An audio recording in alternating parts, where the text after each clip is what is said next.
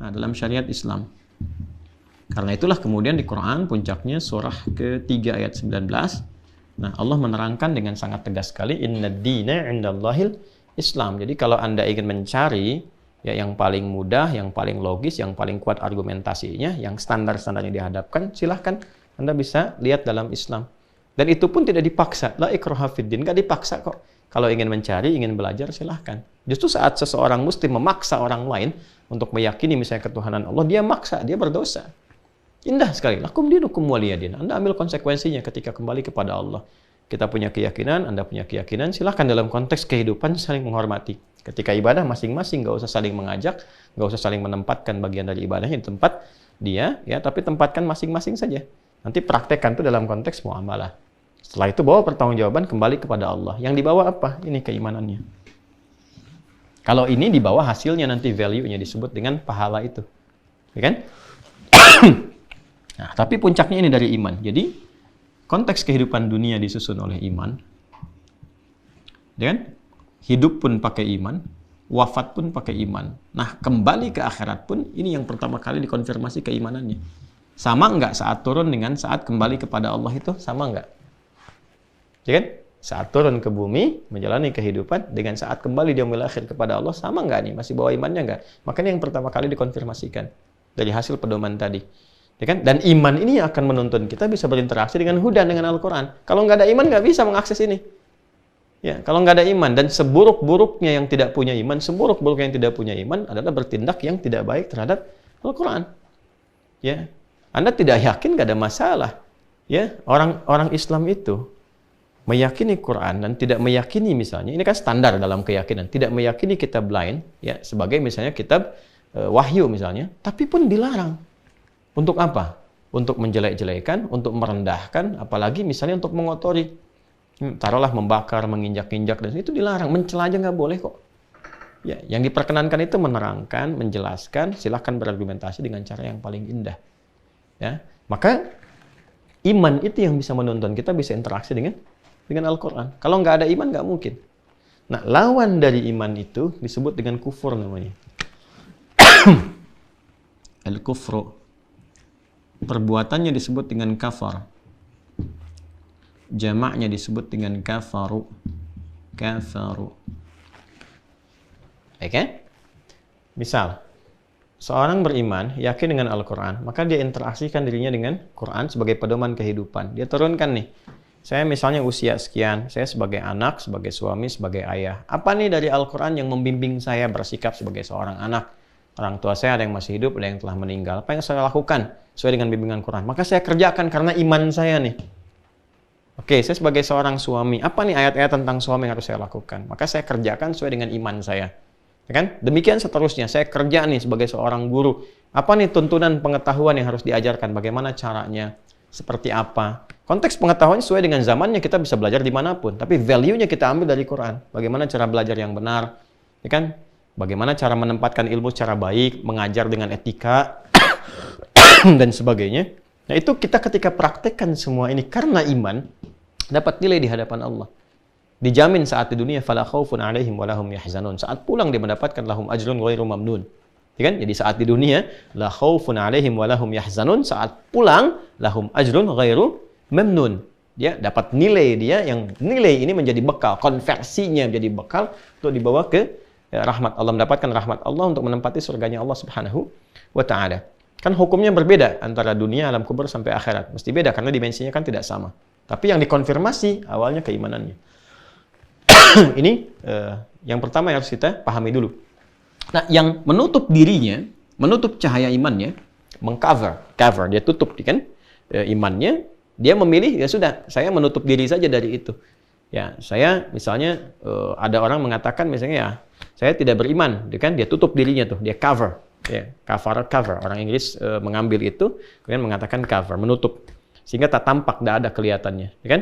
Nah itu perbuatannya disebut kafara, jamaknya kafaru. Dia ingin menjauhkan dari itu, sehingga dia nggak kenal Quran. Bukan berarti tidak kenal itu tidak tahu Quran. Karena kan setiap waktu sekarang kajian banyak, YouTube ada, dengar ada, diperdengarkan. Bahkan sekarang di New York adzan sudah kedengaran gitu kan. Beberapa tempat diakses sangat mudah sekali dan sebagainya. Diperkenalkan. Ya, tapi dengan konteks diketahui itu, ya tetap dia memilih misalnya tidak mau berinteraksi dengan Al-Quran. Jelas ya? Bahkan ada yang kedua, ya bukan sekedar dia tidak mau tahu Quran, tapi dia juga berusaha untuk mengekspresikan ketidaksetujuannya dengan Quran dengan cara-cara yang tidak benar. Nah, ini biasanya kalau kadzdzaba itu berdusta, kalau kadzdzaba mendustakan. Nah, kalau sudah kata kadzdzaba diletakkan pada sesuatu yang mulia, itu berarti ada action yang tidak pantas dilakukan. Ya, kadzdzaba yukadzibu, jamaknya kadzabu. Jadi ada kadzdzaba tunggalnya, ya, jamaknya kadzabu. Ya kan? Nah, ini dia. Ya, kalau sudah kadzabu itu bukan hanya sekedar tidak mau tahu, tapi juga mengekspresikan itu dengan ekspresi yang buruk. Ya, misalnya ada yang mencoba datang membakar demonstratif misalnya, ada yang menginjak, ada yang apa, ini kadzabu namanya. Atau melecehkan secara verbal. Ya, mengolok-olok misalnya, mengingkari sekaligus mengolok-olok. Ya, misal di Quran turun ayat jilbab, maka mengolok-olok ayat itu misalnya, atau dipotong-potong, atau bahkan pada yang paling ekstrim bahkan tentang akidah. Ya, ayatnya dikeluarkan, dialih fungsikan, macam-macam dalam konteks yang bisa berbeda-beda. Kalau Quran katakan demikian, itu potensi terjadi. Potensi apa? Terjadi. Nah, orang-orang yang konsisten dengan imannya. Ini kita dalam konteks pemahaman keislaman ya, untuk meyakini. Kan karena kita yakin, makanya kita beramal. Ya kan? Dan kita punya peluang kan dengan keyakinan itu. Artinya setelah wafat masih ada peluang. Orang-orang yang tidak yakin ya wafat, dia nggak punya peluang. Kalau ada kehidupan lagi bagaimana? Ya kan? Nah, karena kita yakin, kita lakukan. Karena itu, hal yang paling awal kita lakukan, menguji otentisitas Quran sebagai wahyu.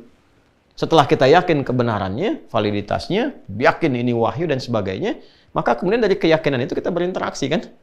Dan itu dibuktikan dulu oleh Allah. Ya, bagaimana Quran itu mukjizat? Dari mana taunya begini? Di awal kan tadi kita telah selesaikan.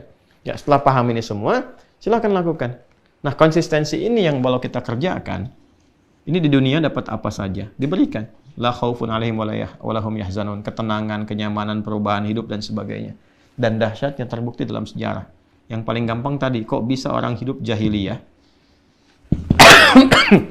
Allah tidak turunkan tongkatnya Musa, mukjizat Nabi Isa dan sebagainya, cuma Allah turunkan Al-Quran. Merubah hidup mereka. Ya, merubah hidup mereka. Dahsyatnya luar biasa. Jadi khair umat terbaik di zamannya. Dan kurikulum itu dipakai di generasi setelahnya. Kan tidak berhenti di Mekah saja, nggak berhenti di Madinah. Ketika itu dibawa oleh para sahabat ke Afrika Utara jadi maju.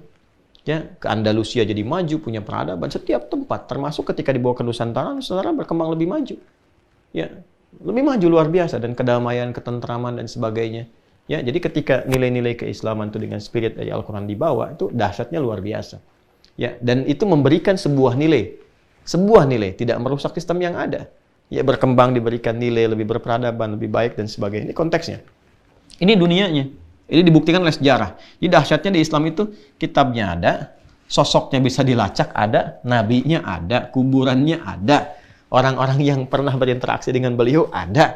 Dibuktikan oleh sejarah, nasabnya jelas, kuburannya ada. Itu kan? Kemudian perkembangannya bisa dilacak oleh sejarah. Dibawa ke sini jadi ini, sampai sekarang masih bisa disaksikan. Kan pembuktiannya jelas. Apalagi coba?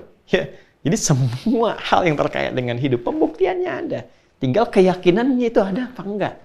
Ini umat Islam sekarang ini punya nilai keimanan yang sama enggak dengan orang-orang sebelumnya. Katanya pengen generasi emas, pengen gini, pengen gitu. Islam tawarkan value. Dan value itu ketika diterapkan dalam setiap tempat selalu berkesesuaian dengan nilai-nilai kehidupan. Karena itu kan pedoman hidup untuk semua manusia. Nggak akan merusak, nggak akan berubah, dan nggak akan pernah bertentangan. Ya, dengan nilai-nilai baik yang diterapkan di tempat yang dia tinggal. Misalnya nih, kita punya dasar di Indonesia Pancasila, ada Undang-Undang Dasar 45 dan turunannya. Itu nggak akan pernah bertentangan dengan value yang ada dalam Quran, dalam hadis. Nggak akan pernah, karena seiring berjalan bersamaan. Ya, ini nilai kebaikannya, nilai kemuliaannya dan sebagainya. Dan dahsyatnya dijamin oleh undang-undang juga. Dalam konteks kita beribadah ini. Ya, pemahaman ini. Nah, ini keimanan.